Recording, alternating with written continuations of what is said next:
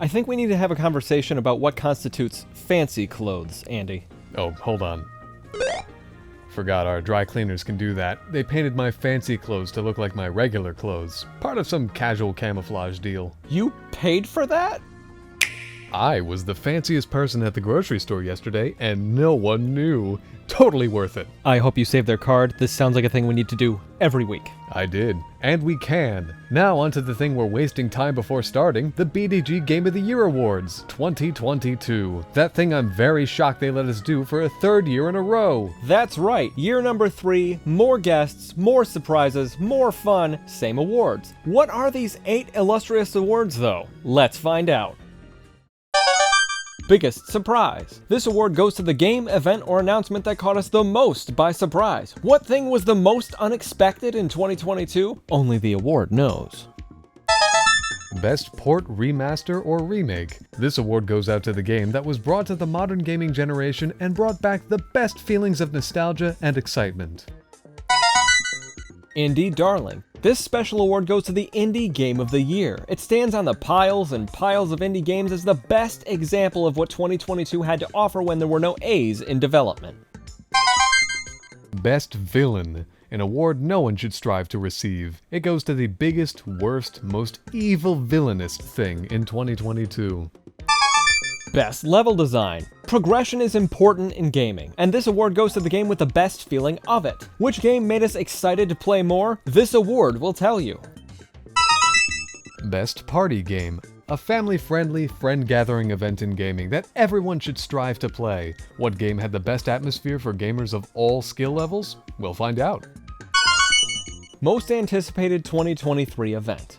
2023 is looking like a great year for gaming and content in general. What 2023 event has our hopes up the most? This award will tell you what you need to know. Finally, Game of the Year 2022. The best of the year 2022. The one game that we will remember this year for. Story, mechanics, gameplay, it all comes to a head in this game, Game of the Year 2022.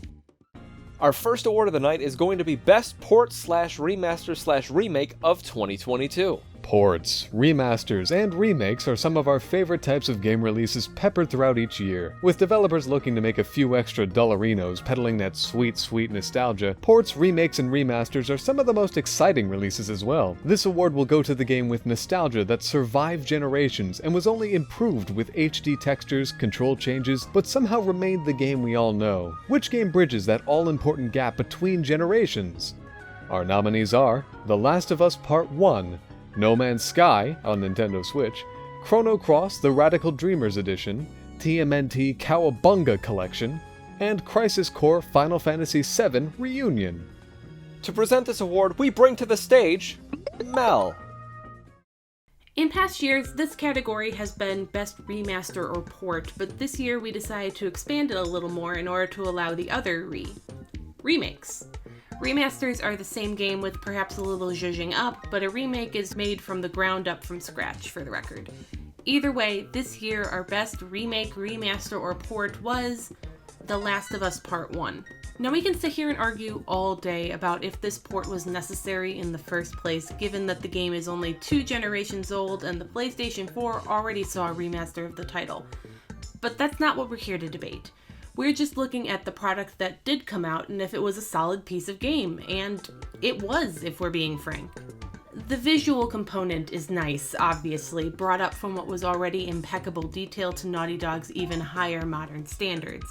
The character models weren't changed that much, keeping them recognizable but also making Ellie look a little more like a young teenage girl and a little less like a Disney princess. The sound design has been amped up to make it feel like you're not getting the same experience if you're not playing with headphones. It's an excellent rebuild.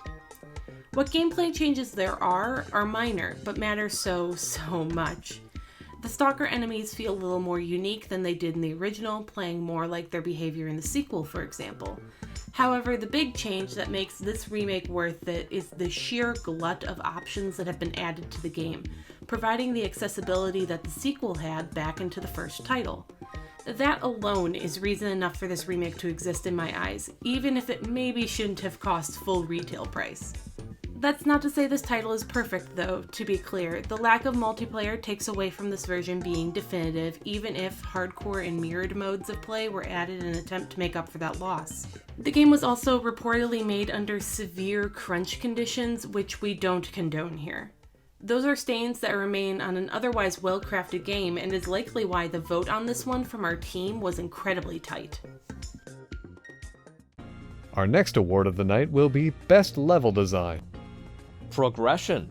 Most video games have it, and a handful of games make it fun, and even fewer make it one of the best parts of the game as a whole. Moving from place to place to place should be an experience and not a chore, and some 2022 games understood this and delivered some of the best progression experiences in gaming. This award will go to the one that had us chomping at the bit to continue grinding, fighting, and generally moving in the direction of progress. This was a tough one, but the nominees are Stray, Xenoblade Chronicles 3, The Last of Us Part 1, and Mario & Rabbids Sparks of Hope. To present the second award of the night, we welcome to the stage... me. I played enough of these games to hijack this award and present it to whichever game I want. Please stick to the nominees. Okay, fine.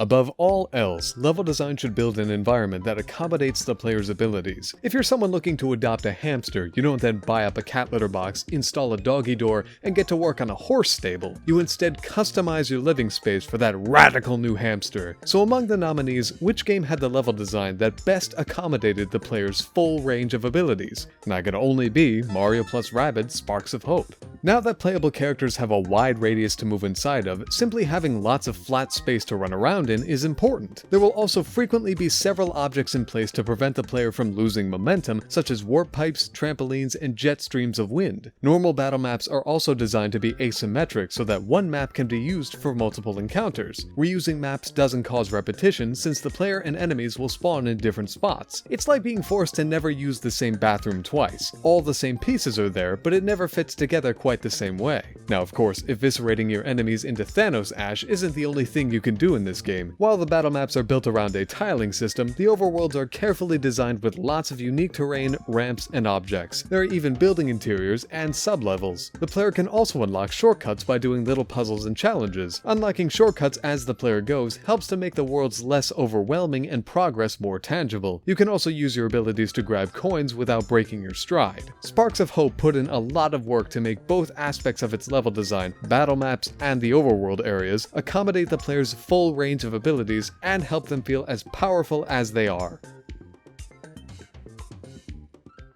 Our next award of the show will be Biggest Villain? Villainest Villain? We need a better, stronger name for this one. Evilest Villain Award. Villainy. It's what gives most games a point to the adventure. Working hard to strengthen your skills, power up your player characters, and find that one super mega weapon that wipes out enemies in one hit. All of this is to prepare you for that final confrontation, the one that ties the bow on the plot, that puts a stop to the darkness spread throughout the land, that puts a period at the end of a very long run-on sentence that still has not stopped. Our nominees for Biggest / Evilest / Worst Villain are Activision Blizzard, whoever designed the levels in Sonic Frontiers, Twitch, Helena Taylor, and our credit card limits. To conquer this award and hand it to whichever nominee deserves it most, even though all of them deserve it, please welcome to the stage, Greg. Hey there everyone, another year and another Biggest Villain Award to hand out, and it should come as no surprise that Activision Blizzard again deserves this award. We start out with a good number of union-busting attempts, more lawsuits regarding discrimination in the workplace, failure to perform equality reform in regards to the 2021 lawsuits. They literally still have the wretched Bobby Kotick at its head while being protected by the board, despite all of the allegations being made against him. Then we see them going back on their word about Overwatch 1, shutting down the servers despite saying all year that the launch of Overwatch 2 would not affect them, and yet also somehow creating a battle pass system so horrible for its returning players that they actually want their horrid loot box system back. Then they released Diablo Immortal, a shell of a Diablo game filled with gross monetization up to the thousands of dollars just to attempt endgame content, and even using it as a bargaining chip on the war against loot boxes, holding it from markets despite despite saying that loot boxes aren't integral to the game, just to show them that you can't have it if we can't make money on it. And why does Microsoft want to buy this company? For other reasons than just to make a monopoly in their favor? I couldn't tell you. Activision Blizzard, you certainly deserve our biggest villain award for the second year in a row. Our next award of the night will be Surprise! Biggest surprise. Shocks, astonishments, revelations. 2022, like every year, was full of surprises. From Chris Pratt's Mario voice reveal, Mushroom Kingdom, here we come! to the Hades 2 announcement. There wasn't a corner you could turn last year that wasn't met with some heart-stopping, earth-shattering, hype-sparking event, announcement, or game. Of all the mega events that happened last year, which one was the absolute most shocking? The nominees will tell you. And they are... Pokemon Legends Arceus, Mario Kart 8 Deluxe getting DLC, the Mario movie trailer getting everyone hyped for everything except Mario, and Fortnite no build mode. Are you doing that joke where you put Fortnite in the category? No, it's on the board, see? Well, we do live and die by the board. Wahoo! Before our shocking award is given out, we have a surprise guest host to reveal. Please welcome back to the stage, Mel. Bet you didn't see that coming. And I bet Mel won't see this coming! Biggest surprise is something that's a little hard to quantify. Surprises rely on being surprising, obviously, so they're unpredictable and out of left field. That's something that can be a little hard if you're following every drop of information that leaks out of anywhere, but we're going to pretend that we have never seen a leak in our lives like good little gamers. Either way, even with leaks, this one was a definite surprise to a lot of us because we didn't believe it until we saw it. And that would be Mario Kart 8 Deluxe getting DLC tracks. Who could have seen this coming? Well, except for those who had seen the leaks that came out of the sieve that is Nintendo. It's one thing to be a surprise, but it's another thing entirely to be a welcome surprise that excites a whole lot of us, and that's just what this one did. Nintendo has only just really started to embrace the traditional DLC model in the last decade or so, and even then their usage of DLC can still at times feel arbitrary and mysterious. Something that only the Nintendo staff can fully understand and divine. Mario Kart 8 did have DLC back when it first came out all the way back on the Wii U, but for the Switch port of the game to get even more on top of that is unexpected.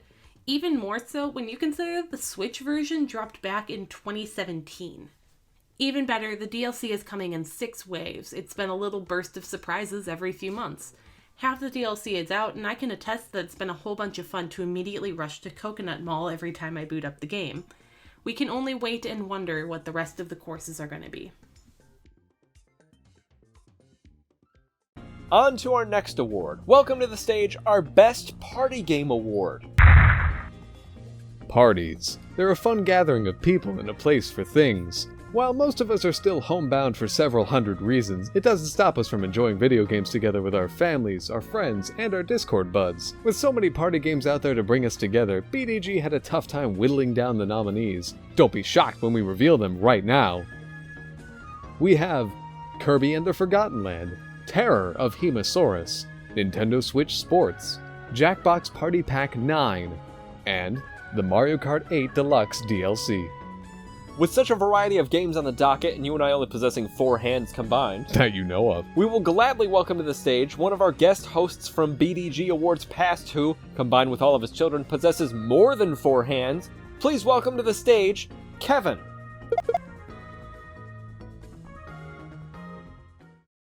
Kirby and the Forgotten Land is good.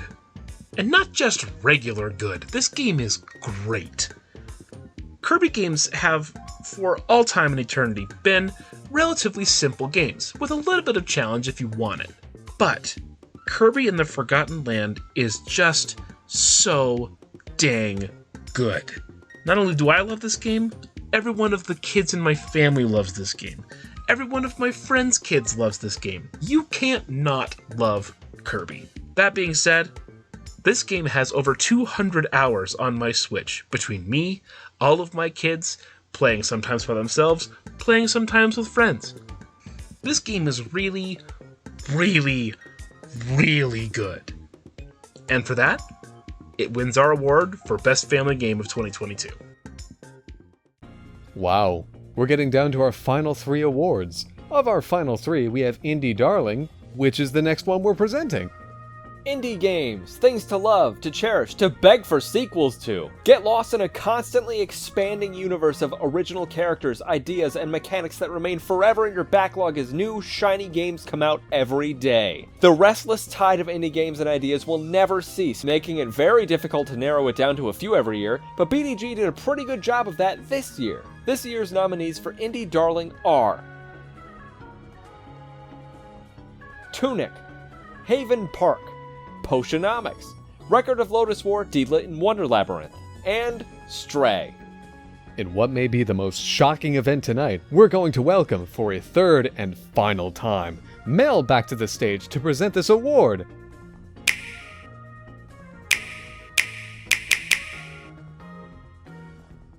Indie Darling, the category for the game that most captures our hearts without being developed by a big studio. Though their inclusion in a big presentation can give these a bit of a bump.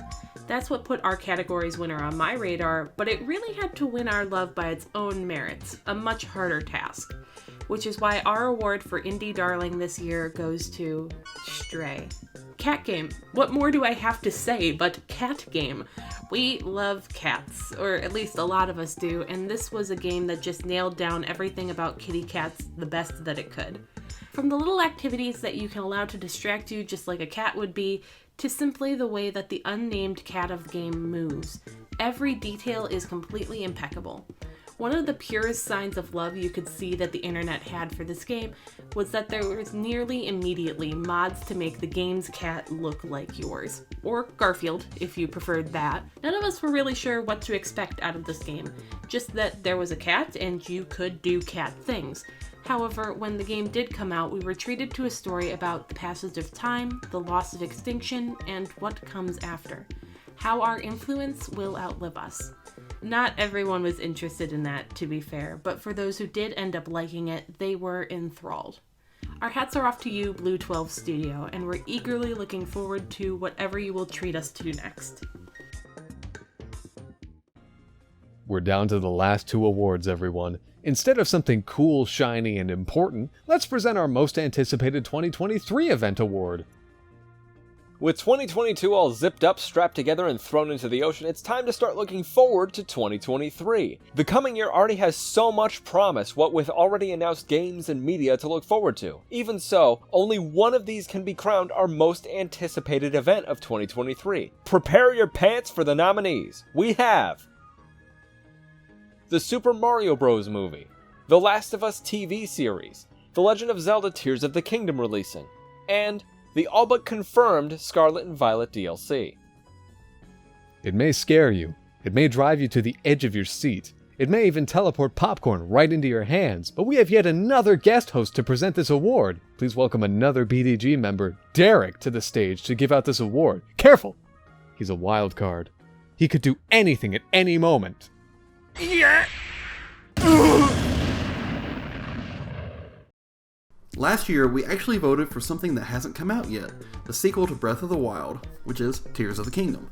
But we hope that this year, our winner doesn't get delayed like last year's winner. This year, we at Big Daddy Gaming have chosen the Super Mario Bros. Movie, and for good reason too. Nintendo has stayed far away from the silver screen since the live-action movie of the 90s. With the success of other video game properties like Detective Pikachu, Sonic, The Witcher, and Castlevania, it seems like the time is ripe for the Mario movie to deliver. While not everything is perfect about it, with many fans upset about certain aspects of the casting, I still believe that the movie can perform extremely well. I am personally a fan of other works of Illumination, and I'm hoping that this will be the first of many high-quality adaptations of Nintendo titles to come. It's finally time, everyone. Our last award of the show is here to prove to our future selves that gaming in 2022 was worth it. BDG's Best Game of the Year Award. We usually have a preamble here, but we're going to move directly into the nominees. We have Xenoblade Chronicles 3, Kirby and the Forgotten Land, Mario and Rabbids Sparks of Hope, Horizon Forbidden West, and Elden Ring. That's odd. There are 2 envelopes for this one. I believe that indicates a tie, but we only brought 1 award for this one. I think we both know what that means. Time to go full Andy. Full what? I deleted your preamble and skipped part of our intro to make time for this. I knew there would be a tie this year. Who wouldn't with all the talent on display? JRPGs, strategy games, Nintendo-dominated nominations, and Elden Ring. Truly, this will be a year to remember. Now, step back, James. I have to split this award in two, which means it's time to go full Andy! 3, 2, 1, try! Andy Blast! Andy Blast! Andy Fist! Andy Whirl! Andy Whirl! This is gonna be good. Andy Fist! Andy Dash! Andy Blast! You're not getting away! Andy Fist! Final Andy!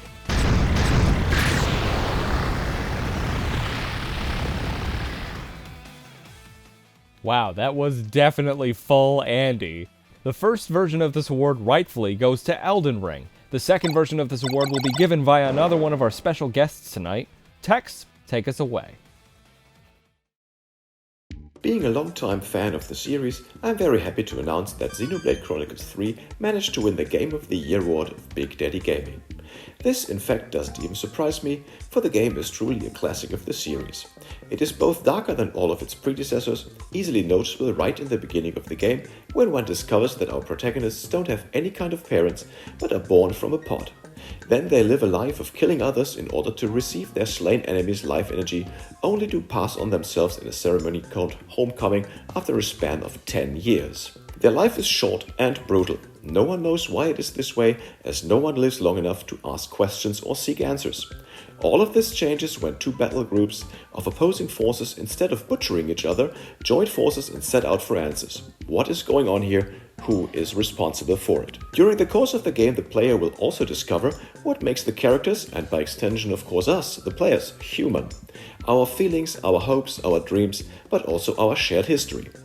All of this is packed into a beautiful game which delights both old and new players alike. The overhauled battle system offers deep fine-tuning and customization without overwhelming newcomers or casual players. Add in exploration and deeply moving quests, and you understand why Xenoblade Chronicles 3 is our game of the year.